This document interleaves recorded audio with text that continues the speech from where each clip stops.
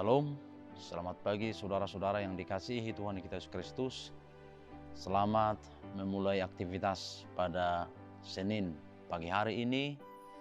Sebelum kita memulai aktivitas kita bersekutu dengan Tuhan melalui firman-Nya hari ini. Kita angkat pujian, kita bernyanyi.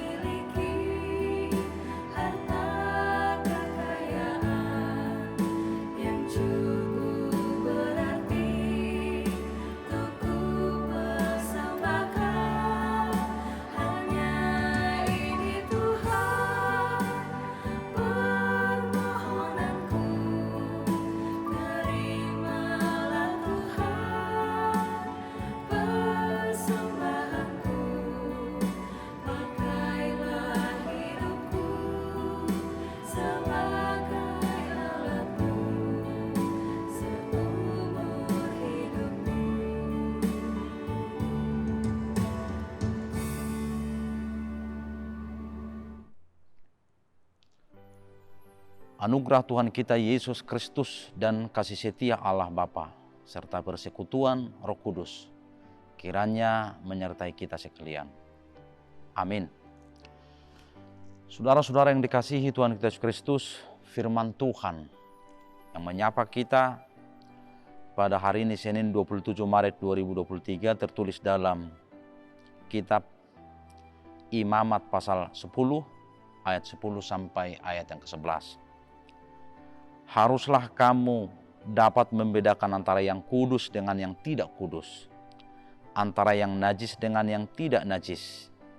Dan haruslah kamu dapat mengajarkan kepada orang Israel segala ketetapan yang telah difirmankan Tuhan kepada mereka dengan perantaraan Musa.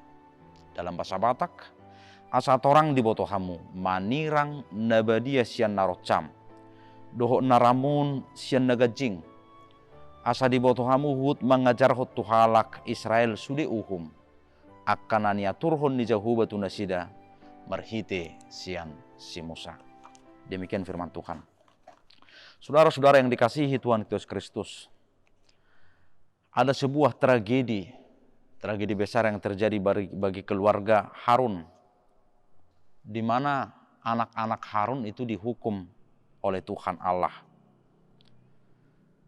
Persoalannya pada saat keluarga Harun mengadakan ritual kemah suci, kedua anak-anak Harun dihukum oleh Tuhan secara dahsyat, yaitu Nadab dan Abihu.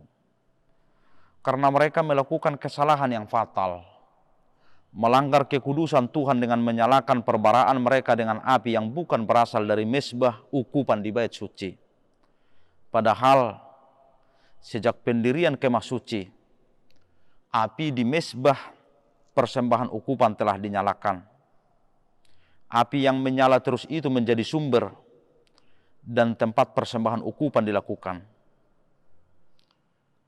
Kesalahan fatal mereka dibayar sangat mahal, yaitu kematian. Mengapa begitu dahsyat hukuman yang ditimpakan Tuhan kepada kedua anak Harun tersebut? Yaitu karena mereka menajiskan kemah suci dan segala peralatan yang dipakai untuk memuji Tuhan yang ada dalam kemah suci tersebut. Saudara-saudara, dengan cara apa kedua anak-anak Harun, Nadab dan Abihu itu mencemari kemah suci tersebut? Tadi telah saya katakan, yaitu dengan membawa api yang lain yang tidak Tuhan tentukan untuk dipakai membakar ukupan yang akan dipersembahkan kepada Tuhan Allah. Maka sebenarnya mereka mengetahui bahwa kekudusan kemah suci dan api yang dipakai untuk membakar korban persembahan itu tidak boleh dicampur aduk. Dan mereka melanggar ketetapan itu. Saudara-saudara, Allah menghukum mereka. Dan Harun dilarang untuk berduka atas kedua anaknya tersebut. Oleh karena itu,